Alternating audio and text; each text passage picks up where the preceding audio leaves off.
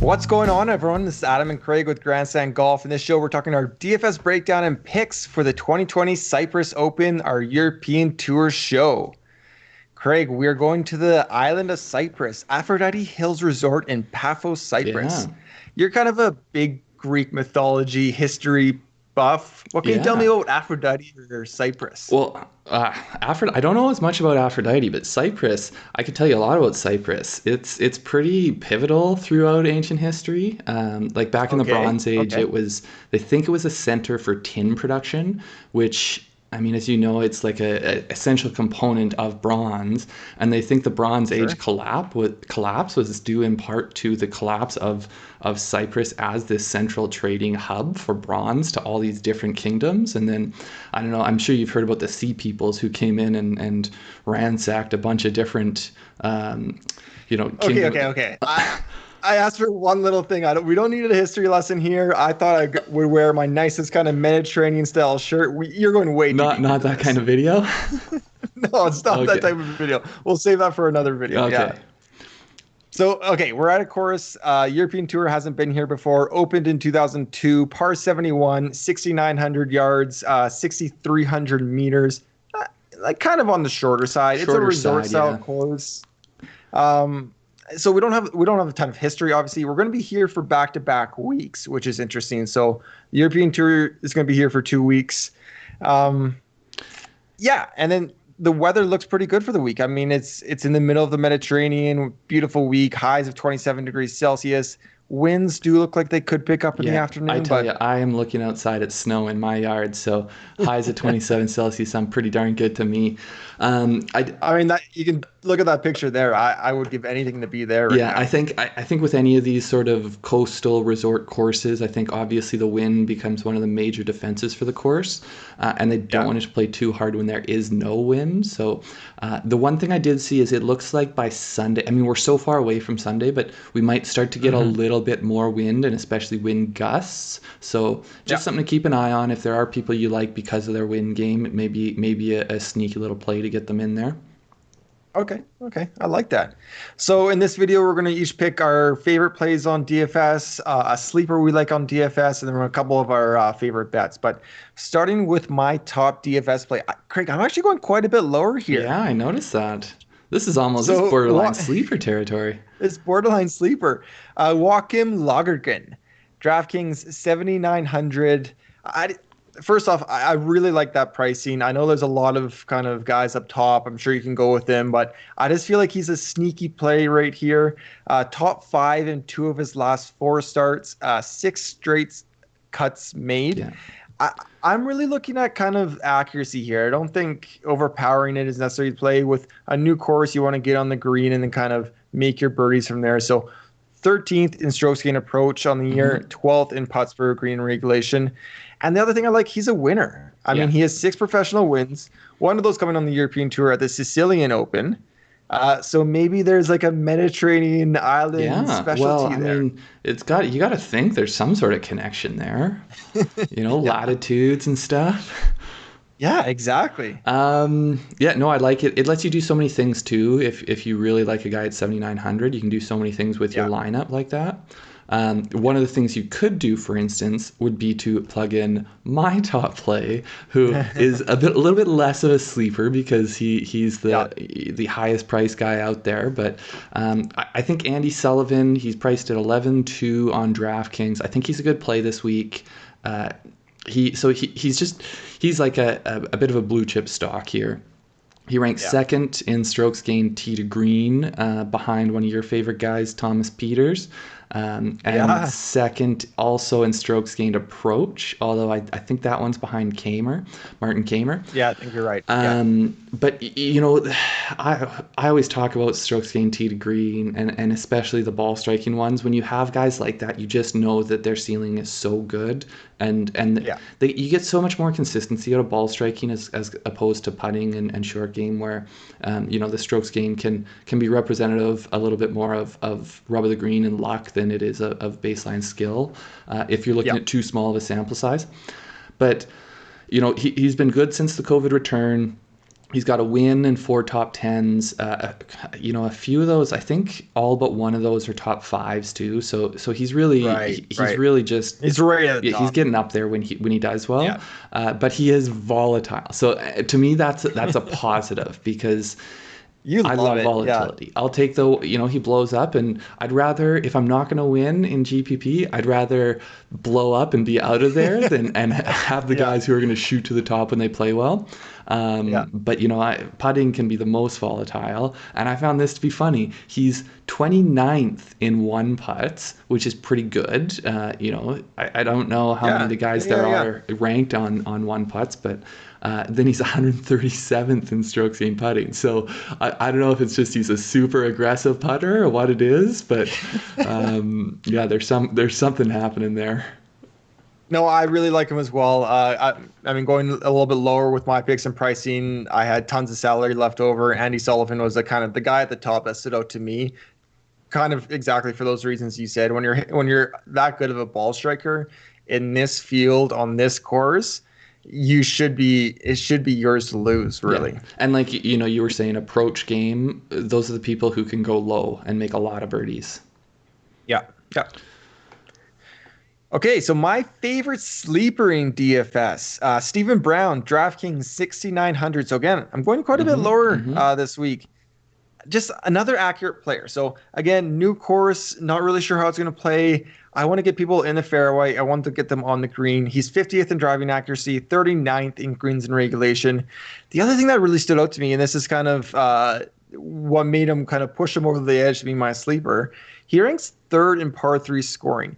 And I know that's a little bit more of a volatile It's a stat, but sneaky Aphrodite one. Hills, it's a sneaky one. It has 5 par threes. Yeah. So it's a significant part of this tournament this weekend is going to be You how don't you score on usually these par think threes. of, like, typically I think of par 71s having a for the pros. They've taken what it for everyone Yeah. else is a par 5 and turned it into a par 4. So yeah, it's a different it's a little bit of a different approach here with the 5 par 3s.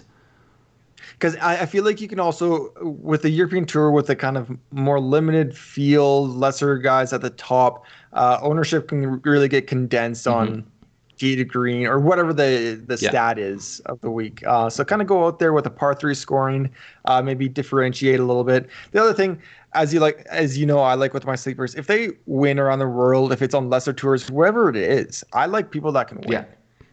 So he's a 4-time winner. I mean, kind of all over, but hey, he's closed the deal 4 times in his career, and I like that. Yeah, I like it a lot too. Jumped into mine, and my sleeper, I didn't go as low as you this week, which you know how much I like to go down there in the sixes and find guys, but You like I to just dig around? love Yeah. this price here to me. Connor Syme's Yeah. priced at 7,700 on DraftKings. I don't know if his ownership might get a little bit high and kind of counteract some of that savings that you're getting. But Yeah. since the COVID restart, he's 4 of 10 for top tens. So he's getting up there a lot. I know you loved him going into the U.S. Open.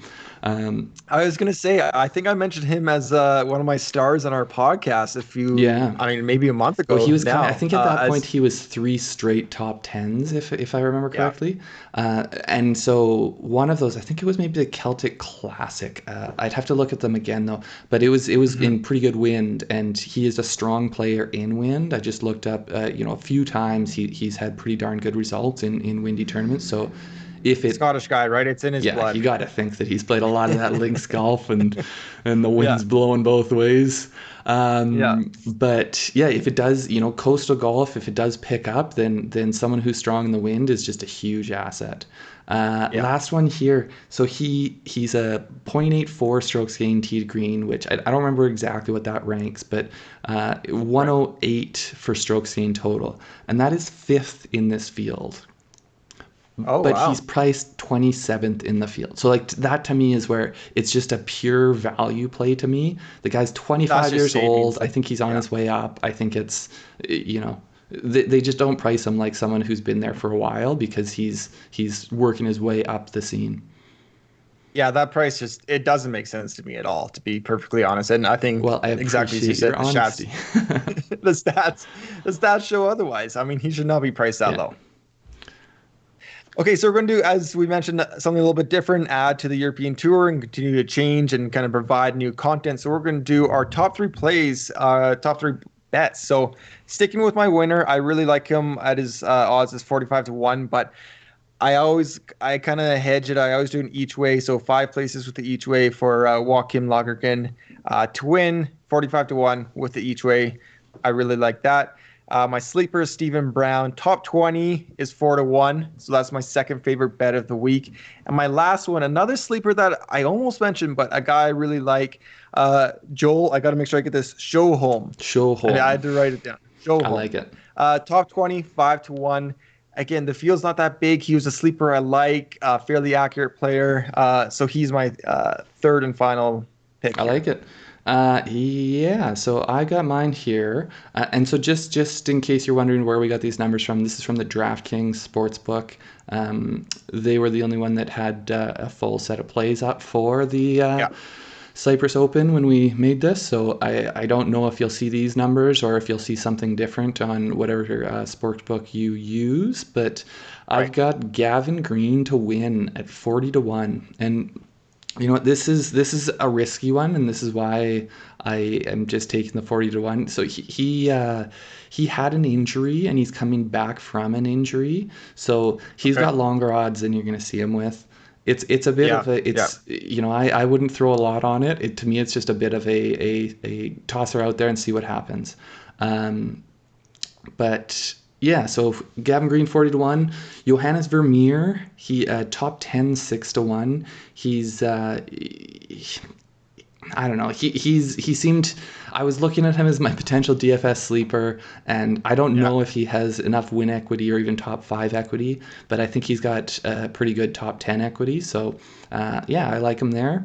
And then last one, I got to go back to Connor Syme. I like him a lot, and so I have him at top 5 at 11 to 1. I think there's value there. Nice. I like it. Should we quickly recap what we have here? Yep, let's go through it. So, man, I got to go through all these names again. I got to make sure I get this right.